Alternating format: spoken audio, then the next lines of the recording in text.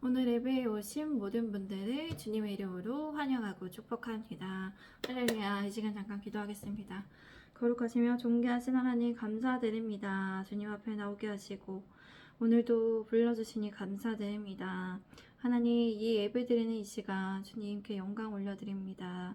주님 기쁘게 받아주시고 주님 홀로 높임 받아주시옵소서. 주님 다스려 주시고 이 예배를 통치하여 주시옵소서. 우리의 삶을 지도하여 주시옵소서. 우리가 듣는 이 말씀 가운데 하나님의 은혜로 지혜와 지식으로 말미암아 하나님의 말씀을 깨닫고 순종할 수 있도록 도와주시고 인도하여 주시옵소서. 주님께 맡겨드리며 주님 사랑합니다. 주님 감사합니다. 예수 그리스도의 이름으로 기도드립니다. 아멘.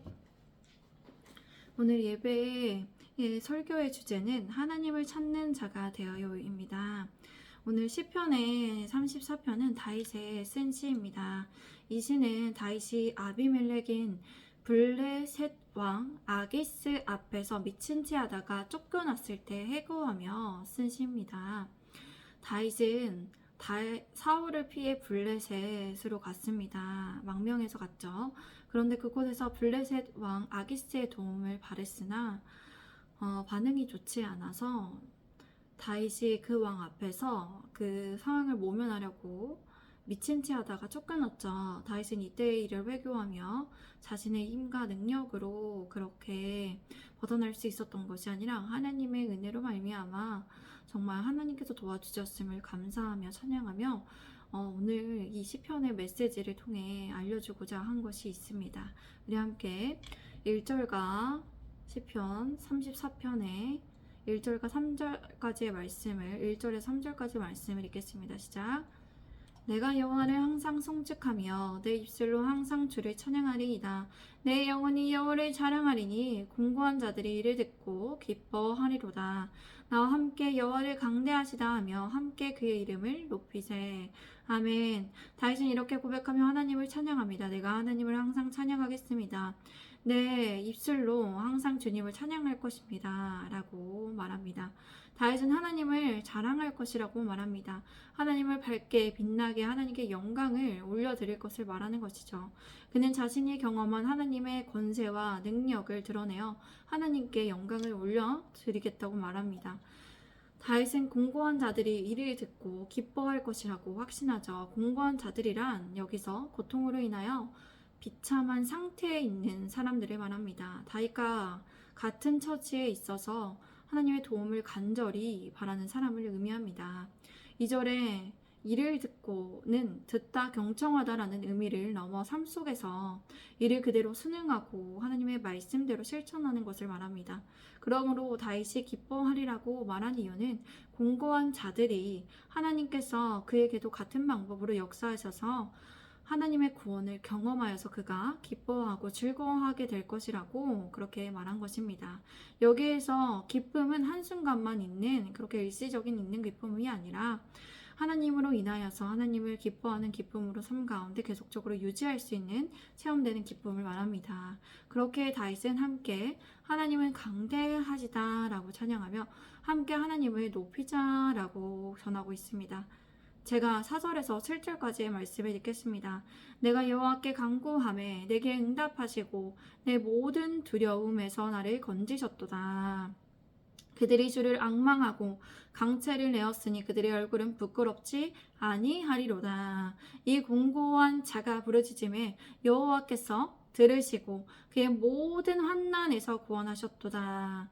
여호와의 천사가 주를 경외하는 자를 둘러 진치고 그들을 건지시는 도다. 아멘. 이제 다윗은 하나님을 찬양하며 기뻐해야 할 이유를 증거하고 있습니다. 다윗의 간구를 하나님께서 들어주시고 응답하셨기 때문에, 그리고 그의 위기의 상황에서 그를 건져주셔서 모든 두려움에서 면하게 하여 주셨기 때문입니다.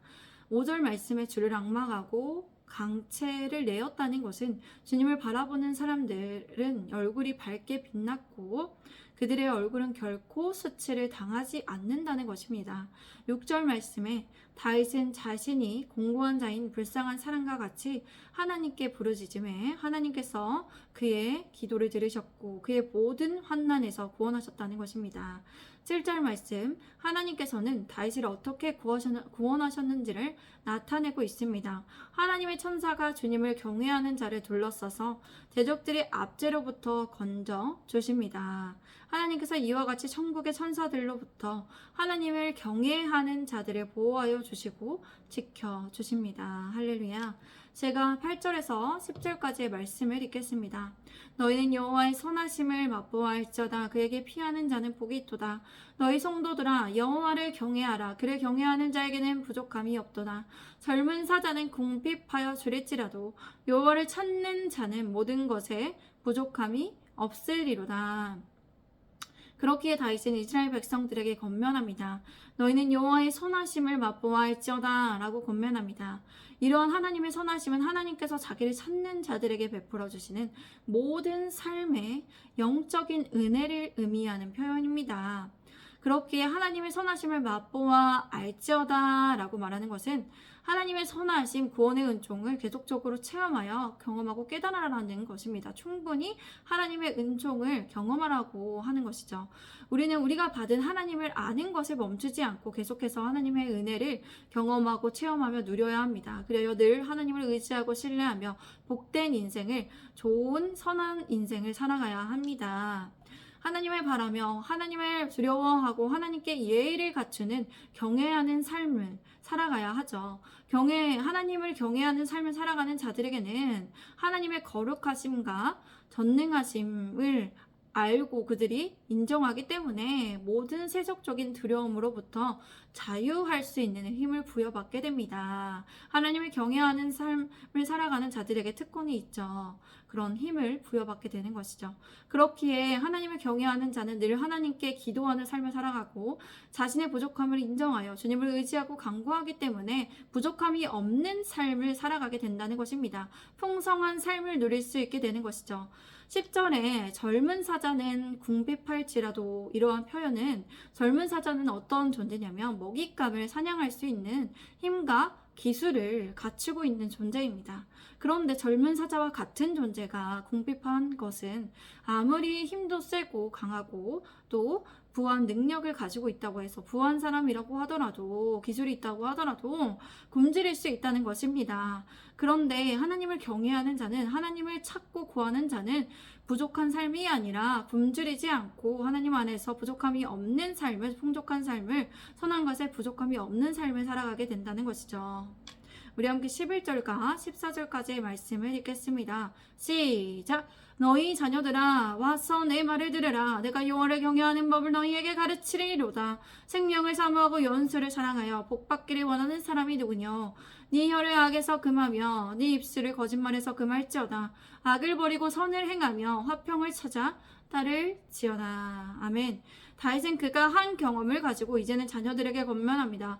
여기에서 자녀들이란 젊은이 또는 나이와 상관없이 다윗의 그 스승과의 제자를 부를 때 사용되는 표현이죠. 다윗의 제자를 말하는 표현입니다. 그렇기에 다윗이 이때는 정치적인 이스라엘 왕으로서 지도자가 아니라 영적 지도자로서 진리를 가르치는 스승으로 권면하고 있는 것입니다. 다윗은 하나님을 경외하는 방법을 제자들에게 가르치고 있습니다. 먼저 그 생명을 사모하는 자, 인생을 즐겁게 지내고자 하는 사람, 장수를 하며 좋은 일을 보면서 살기 원하는 사람이 누구냐 하고 질문하고 있습니다. 그러한 사람은 말을 할 때 어떻게 말을 할까요? 악한 말을 하지 않고 선한 말을 합니다. 거짓말을 하지 않고 진실을 말하는 사람이죠. 그리고 어떤 악도 버리고 선한 일만 하며 선을 생각하여 선을 도모하며 평화를 찾기까지, 그냥 평화를 찾는 것이 아니라 평화를 찾기까지 있는 담을 다하여서 평화롭게 서로가 싸우지 않고 다투지 않고 평화롭게 살기 위하여서 하나님 안에서 있는 평화를 누릴 수 있게 그렇게 힘을 다하여 그렇게 평화롭게 살아가는 자들을 말합니다. 이렇게 살아가는 사람들의 특징은 하나님을 경외하는 사람들입니다. 하나님을 경외하는 사람들은 하나님의 말씀에 기준하여 살아가는 사람들입니다. 하나님께서 어떤 것을 기뻐하고 좋아하시는 건지를 그렇게 고민하고 생각하며 실천할 줄 아는 사람들입니다. 제가 15절부터 18절까지의 말씀을 읽겠습니다. 여호와의 눈은 의인을 향하시고 그의 귀는 그들의 부르짖음에 기울이시는 도다. 여호와의 얼굴은 악을 행하는 자를 향하사 그들의 자취를 땅에서 끊으려 하시는 도다. 의인이 부르짖음에 여호와께서 들으시고 그들의 모든 환난에서 건지셨도다. 여호와는 마음이 상한 자를 가까이 하시고 중심으로 통회하는 자를 구원하시는도다. 아멘. 하나님의 눈은 의인들을 향해 있습니다. 의인이란 하나님의 은혜로 예수님을 믿고 제 용서함을 받은 자입니다. 하나님과 인간과의 관계에서도 바른 태도를 가지고 하나님을 굳게 신뢰함으로 하나님의 뜻을 힘써 행하며 공동체에 유익을 끼치는 사람을 말합니다. 하나님의 귀는 그들의 부르짖음의 소리에 귀를 기울이십니다. 하나님의 얼굴은 악한 일을 행하는 사람을 향하여 보시고 그들에 대한 기억을 이 땅에서 지워버리시려고 합니다. 하나님께서는 의인의 부르짖음을 들으시고 의인들의 모든 고난에서 구원하여 주십니다. 하나님께서 어떠한 자를 가까이 하실까요? 하나님께서는 마음이 상한 자를 가까이 하십니다. 중심으로 통회하는 자, 뉘우치는 마음이 있는 사람들을 구원하여 주십니다. 이러한 사람들이 의인입니다. 이러한 표현은 의인의 다른 표현입니다. 의인은 죄를 짓지 않는 자가 아니라 죄를 지었어도 하나님의 은혜를 구하며 하나님 앞에 나아가 하나님께 죄를 자복하고 회개함으로 하나님의 은혜에 힘입어서 하나님의 은혜에 힘입어서 죄를 용서받고 예수 그리스도의 십자가의 보혈로 말미암아 정결하게 깨끗하게 인정된 죄를 말하는 것이죠. 그러므로 죄를 짓고 마음이 상했을 때 하나님께 충심으로 통회하며 나아갈 수 있습니다. 우리가 어떻게 해야 됩니까? 의인으로서 살아가려면 이 땅에서 너무나 죄악이 너무나 많은 세상에 살아가는데 직장인으로 살아가면서 주변에 있는 사람들과 치열한 경쟁 속에서 살아가면서 어떻게 살아가야 합니까? 그런 사람들과의 관계에서 때로는 내가 손해보더라도 내가 더 거기에서 더 많은 일을 하더라도 지혜롭게 거기서 또 겸손하게 하나님께 은혜를 구하며 하나님의 지혜와 지식 가운데 또 분별력 있게 구해야겠지만 어떤 상황에 있어서 또 화평을 구하는 데 있어서 내가 조금 더 헌신하는 가운데 있기에 좀 더 손해를 보겠지만 그 가운데서도 정말 자기가 죄를 짓는 가운데 있었지만 그 죄를 가지고 계속해서 반복하여 죄를 짓는 사람이 아니라 하나님께 나아가 충심으로 통회하는 마음으로 진정된 마음으로 나아가 하나님 제가 죄인입니다. 이런 죄를 오늘 지었습니다. 제가 오늘 화를 내고 분노를 내고 이 사람에게 선한 행동을 보이지 못했습니다. 이렇게 회개하며 나아가는 자들입니다. 회개하며 하나님의 은혜를 구하며 하나님 제가 완전하게 다음에 행동을 할 때는 완전하게 죄에서 돌이킬 수는 없지만 조금 더 나아지는 행동을 보이기를 원합니다. 조금씩 천천히 더 선한 마음을 가지고 하나님의 자녀답게 살아가기를 원합니다. 이러한 사람이 바로 의인입니다. 의인으로서 향하는 길에 있는 자들입니다. 우리 성도분들이 그렇기에 하나님 앞에 충심된 통회하는 마음으로 나아가 정말 하나님을 찾고 구하며 삶의 자리에서도 하나님의 그 뜻을 따라 사랑하며 악을 버리고 선을 행하며 살아가시기를 바랍니다. 제가 19절에서 22절까지의 말씀을 읽겠습니다. 의인은 고난이 많으나 여호와께서 그의 모든 고난에서 건지시는 도다. 그의 모든 뼈를 보호하시며 그 중에서 하나도 꺾이지 아니하도다. 악이 악인을 죽일 것이라 의인을 미워하는 자는 벌을 받으리로다. 여호와께서 그의 종들의 영혼을 속량하시나니 그에게 피하는 자는 다 벌을 받지 아니하리로다. 의로운 사람들에게는 고난이 많습니다. 의인에게 고난이 많은 것은 현실 세계에는 사단이 왕노릇하고 있기에 의를 추구하는 자는 악인의 방해나 괴롭힘으로 인하여 고난을 받는 경우가 많을 수 있습니다. 그래서 의인이 고난이 많을 수 있는 것은 더 그 가운데서 하나님의 안에서 더 성장이 되고 훈련받아 하나님의 사람으로서 더 단단하게 지기 위한 과정이지요. 그러나 하나님께서는 우리들의 모든 고난에서 건져주십니다. 이 사실을 믿으시기 바랍니다. 우리들의 모든 뼈를 보호하시고 그 중에서 하나도 꺾이지 아니하게 하십니다. 그와 반대로 악인들은 그들이 행하는 악으로 말미암아 멸망하게 되죠. 여기서 악인들이란 사악하고 불의한 행위를 일삼고 있는 사람을 말합니다.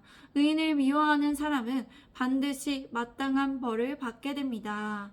하나님께서 사랑하시고 보호하시는 의인을 미워한다는 것은 곧 하나님을 무시하고 하나님을 거역하는 사람들입니다.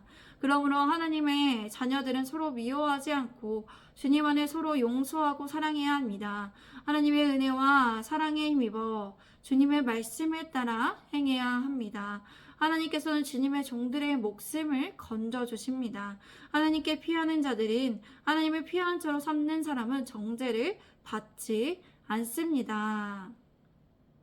주님의 종들이란 하나님을 예배하고 하나님을 섬기며 하나님께 봉사하는 사람들을 말합니다. 하나님께 의롭게 여김을 받은 사람들은 주님의 종들이죠. 같은 표현입니다. 하나님께서 기뻐하시는 일을 하기 위해 헌신하는 자를 말하고 있습니다. 그러므로 우리가 어떻게 살아가야 하겠습니까? 우리가 늘 하나님의 은혜를 구하며 하나님을 찾고 구해야 합니다.